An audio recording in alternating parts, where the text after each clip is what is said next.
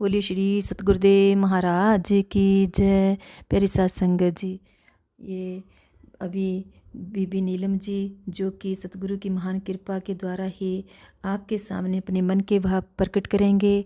और आज का विचार है कि जो कुछ भी हमें प्राप्त किया जा सकता है वो सतगुरु की सानिध्य में रहकर उनके उपदेश का पालन करके ही किया जा सकता है। सो जननी जिन गुरु जनिया माए, जिन गुरु जनिया माए, तन तन सो जननी जिन गुरु जनिया माए, गुरु जनिया माए, गुरु जनिया माए, गुरु जनिया माए, गुरु जनिया माए, तन तन सो जननी जिन गुरु जनिया माए, तन तन सो जननी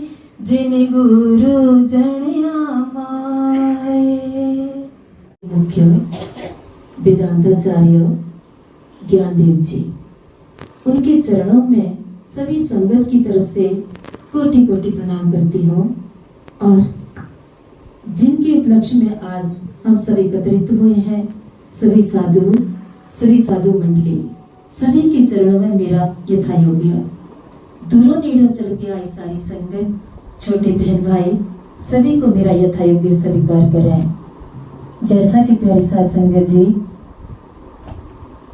धन धन सो जननी, सबसे पहले मैं उन माता पिता का शुक्रगुजार हूँ जिन्होंने ऐसे महापुरुषों को जन्म दिया। हमारे शास्त्र कहते हैं कि जिस घर से एक भी पर्सन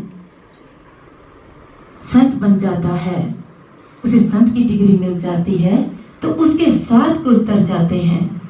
तो प्यारी साथ संगत जी, ये तो हमारे परम पूज्य, माफ करना, ब्रह्म ज्ञानी संत हैं, महापुरुष हैं। ना कुछ बोलते हुए भी सब कुछ बोल जाते हैं, ना कुछ करते हुए भी सब कार्य कर जाते हैं।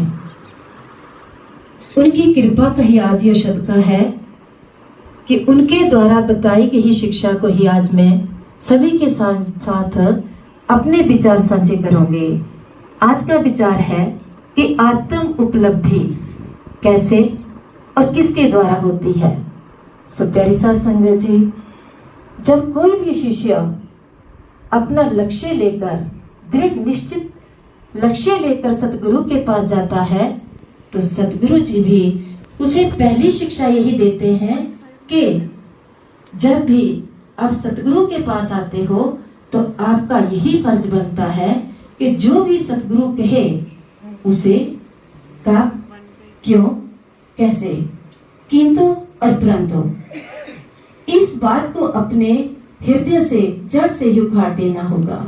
यदि तुम इन बातों को अपने हृदय से निकाल दोगे तो कोई भी शक्ति ऐसी नहीं है कि जो आपको अपने लक्ष्य से भटका सके, यानी आपको अपने लक्ष्य तक पहुंचा ही देगी। सो प्यारी साथ संगत जी, उपलब्धि कहा जाता है कि सतगुरु और शिष्य का मिलन एक चमत्कार पैदा करता है। जैसे ही किसी शिष्य का सतगुरु के साथ मिलन होता है तो उसके हृदय की शुद्धि हो जाती है।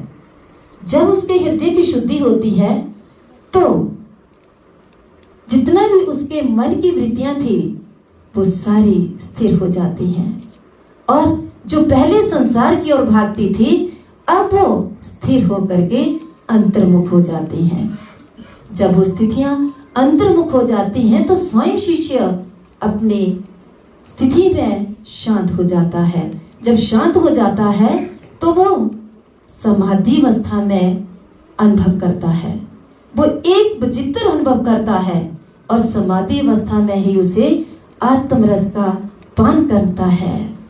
और जब आत्मरस का पान करता है तब वो शिष्य श्रुति वचन और गुरु की शिक्षा उसे आत्म उपलब्धि के लिए बहुत सहायक होती है, बहुत सहायक होती है। उसे आत्म उपलब्धि का, उसे आत्म अनुभव का अनुभव होता है। फिर क्या होता है कि शिष्य एकदम से जो संसार में उसकी वृत्तियां भागती थी वो मन में सोचता है कि क्या हुआ, उसका संपूर्ण जीवन ही, उसके संपूर्ण जीवन का ही रूपांतरण हो जाता है। रूपांतरण यानी चेंज हो जाता है। जो पहले संसार की तरफ जाता था अब वो केवल अंतर्मुख हो जाता है। तो वे मन में सोचता है कि क्या हो गया, ना जाने मेरे इस मन की सारी वृत्तियां कहाँ लुप्त हो गई। वे कुछ कह करके भी, वे कुछ करा हुआ अनुभव भी कह नहीं सकता, फिर भी कुछ बातों से सतगुरु के सामने अपने मन की अभिव्यक्ति करता है। और जब वो समाधि से टूटता है तो सतगुरु के समक्ष अपने मन के भाव का विवरण देता है और तब उसे कहता है, बार बार सतगुरु के आगे अपने नतमस्तक होकर कहता है कि ऐसे परमेश्वर, गुरु परमेश्वर के चरणों को मैं शत शत नमन करता हूँ कि जिनकी कृपा से आज मैं जो संसार के पीछे भागता था, जिस संसार को मैं आज तक अपना मानता था, जिस तरह स्वामी वृंदावन जी ने कहा कि लोकांतर और पुत्रेषणा और वित्तेषणा में लोग सभी बैठे रहते हैं लेकिन वो छुड़ाना बहुत मुश्किल होती है। लेकिन जब वो सतगुरु के सानिध्य में रहता है, कोई लोकेशना नहीं, कोई पुत्रेषणा नहीं, कोई वित्तेषणा नहीं, सभी की सभी नष्ट हो जाती हैं। तो ये किसका प्रताप है, ये किसका चमत्कार है? गुरु और शिष्य दोनों का। क्योंकि शिष्य ने भी जो गुरु ने पहले शिक्षा दी थी उस पर खरा उतरा। तो प्यारी सा संगत जी, इसी के साथ एक छोटी सा साखी है, इसमें बहुत कम है। एक बार गुरु नानक देव जी करतारपुर यात्रा पर जा रहे थे।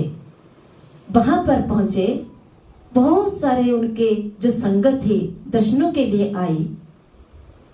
वहां सभी को प्रथा है कि ये परंपरा लंगर की परंपरा चलाई हुई है, केवल गुरुद्वारे में ही हर समय लंगर उपलब्ध होता है। तो वहां की संगत बहुत दूर दूर से दर्शन के लिए आई। तो गुरु नानक जी ने उन्हें आज्ञा दी कि कोई भी संगत का व्यक्ति भूखा नहीं जाए और इन्हें लंगर करा कर के भेजना है। तब प्यारी साध संगत जी सभी को लंगर करा रहे थे तो अचानक एक गुरु सिखाता है और गुरु नानक जी के आगे आकर कहता है कि हे गुरुदेव, संगत इतनी बढ़ गई कि हमारा लंगर लगता है कि शायद थोड़ा कम हो रहा है।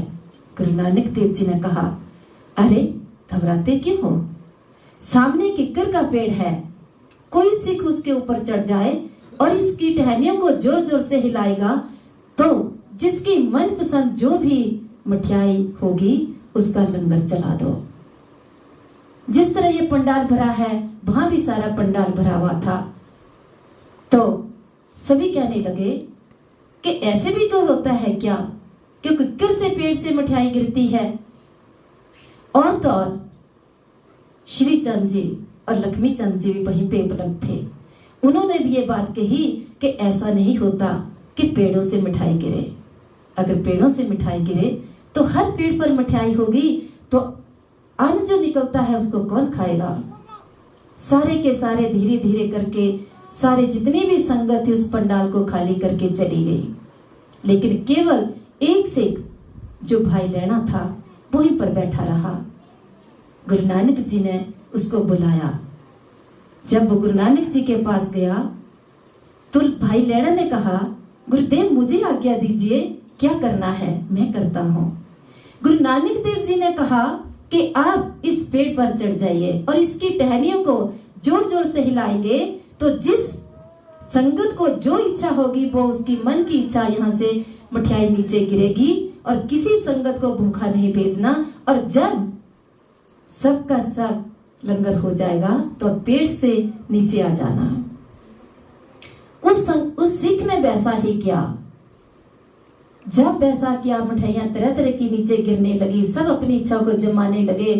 तो ख्रिस्ती लोग तो ऐसे ही होते हैं, साधु को भी नहीं छोड़ते हैं क्योंकि उन्हें उतना ज्ञान ही नहीं होता। तो सब ये देखने के लिए वापस पंडाल में आने लगे। जब वापस पंडाल में आए तो कहने लगे कि वाह, बाबा जी की इतनी शक्ति है कि पेड़ों से मिठाई गिर गई। सभी के सभी भक्त नतमस्तक हो गए। लेकिन गुरु नानक देव जी ने भाई लैणा को नीचे बुलाया और धीरे से पूछा कि आप क्यों नहीं गए?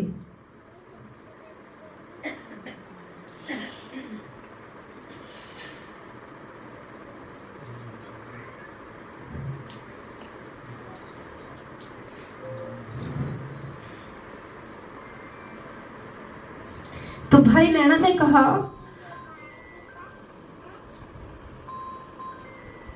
सतनाम सतनाम सतनाम जी, वाहे गुरु जी, जपो सतनाम सतनाम सतनाम जी, वाहे गुरु जी। प्यारा सतनाम सतनाम सतनाम जी, वाहे गुरु जी, जपो सतनाम सतनाम सतनाम जी, वाहे गुरु जी। बोले गुरु नानक देव महाराज की। जब गुरु नानक देव जी ने भाई लैना को पास में बुलाया और कहा कि भाई सब चले गए पर आप क्यों नहीं गए? तो भाई लैना ने कहा कि गुरुजी आपकी आज्ञा थी कि जो गुरु के पास सिख बनने आएगा वो कहाँ, कैसे और क्यों, किंतु परंतु नहीं करेगा। इसलिए मैं वो वचन आपके हृदय में रखे थे, वो इतने निश्चित रूप से मैं धारण किए थे कि मैं हर पल उन वचनों को अपने हृदय में रखता हूँ। तो मैं इस बात को कैसे भूल सकता था? इसलिए मैं वहां नहीं गया, बाहर नहीं गया, इन्हीं पंडाल से बाहर नहीं गया। गुरु जी ने उसे कहा, भाई लैने इधर आ। गुरु जी ने उसे अपने कंठ लगाया और गुरु भाई लैने से गुरु अंगद देव जी बने। प्यारी साध संगत जी, जो व्यक्ति अपने गुरु के सानिध्य में और गुरु के वचनों को अपने मन में धारण करते हैं, वो कभी भी हर व्यक्ति भाई लैने से भाई अंगद जी बन सकता है। और प्यारी साध संगत जी, एक छोटा सा श्लोक है, गुरु बिन ज्ञान ना उपजे,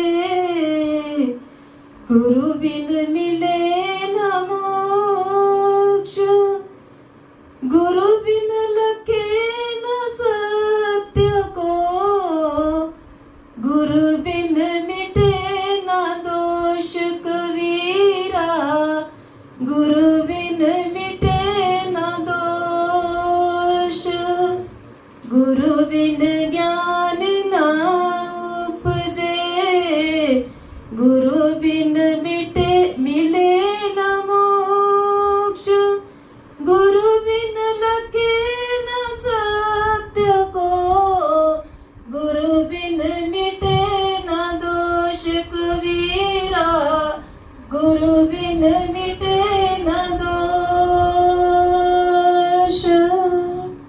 प्यारी साध संगत जी, कितने भी हम संसार में भटक जाए, कितने भी हम अपने परिवार में वही विषय में रंग जाए, लेकिन आखिर हमारे को ज्ञान, हमारे दोष, हम सत्य का पता यही लगेगा और मोक्ष भी हमारा यही होगा। सभी के आगे मेरे हाथ जोड़ के विनती है कि जितना भी समय सभी को मिलता है, गृहस्थी है समय बहुत कम मिलता है, लेकिन कितना भी समय मिलता है अपना उतना हर समय अपने सतगुरु के चरणों में, सिमरन में, भक्ति में लगाएं, ताकि हमारा ये जीवन मनुष्य मुश्किल से मिलता है। समय बहुत कम है। अभी श्री श्री महान जी अपने शब्दों राय सारी संगत को निहाल करेंगे। एक बार में और तहे दिल से सभी साधु मंडली का और श्री महंतों का, सारी संगतों का बहुत बहुत धन्यवाद करती हूँ, जिन्होंने अपना बहुत बहुमूल्य समय निकाल करके हम लोगों को यहाँ निहाल किया है। देखिए, पहाड़ों के बीच में खास करके सोलन वासियों को मैं कहना चाहती हूँ, बड़ोग वासियों को, कि आज हम ना गंगा जा सकते हैं, ना वृंदावन जा सकते हैं, ना हरिद्वार जा सकते हैं, लेकिन आज इसी ही जगह पे, इसी ही स्टेज में सभी के सभी विराजमान है। क्या विराजमान है? तीर्थ। कहा जाता है कि 68 तीर्थ गुरु के चरणों में होते हैं। और आज ये पहाड़ियां हमारी बड़ों की हरी भरी पहाड़ियां, इनमें आज भगवान लहरा रहा है। प्यारी सत्संग जी, किसी की जीवा, किसी की रचना, किसी की दृष्टि खाली न रह जाए। जितना हो सके रज के दर्शन कर लो। इन्हीं शब्दों के साथ मैं अपनी बाणी को विराम करती हूँ। कोई भुलना चुका दी माफी चाहती हूँ। वाहेगुरु जी का खालसा, वाहेगुरु जी की फतेह। प्यारी साथ संगत जी, बड़ोग हिमाचल प्रदेश का ये सुंदर शहर जो कि देवभूमि के नाम से प्रसिद्ध है। ये बड़ोग जहाँ पर पिछले 3 दिनों से ईश निर्मल कुटिया पवित्र में मूल मंत्र के पाठ हरिद्वार निर्मल अखाड़ा के मुख्य श्री श्री महंत वेदांताचार्य ज्ञानदेव जी और वृंदावन तो दास सिंह अखाड़े के संत इंद्रदास जी, महंत सोलन के जो कि डॉक्टर के नाम से प्रसिद्ध हैं, महंत विदुषानंद जी सोलन के, और संत चारों दिशाओं में घूम घूम कर ज्ञान बांटने वाले ओंकारानंद जी, अन्य सोलन के संत मंडली, हरिद्वार की विशेष मंडली आई हुई साधुओं की जो कि 3 दिनों से भागवत गीता जी के श्लोक, रामायण कबीर जी के श्लोक और तो और श्री गुरु ग्रंथ साहब जी के श्लोक और आध्यात्मिक तो इस स्थान पर हमेशा विचार चलता ही रहता है। इन भरी पहाड़ियों के बीच में जब संतों के मुखारविंद तो राम नाम की गूंज उठती है तो ऐसे लगता है कि बैकुंठ धाम में ही सतगुरु के सानिध्य में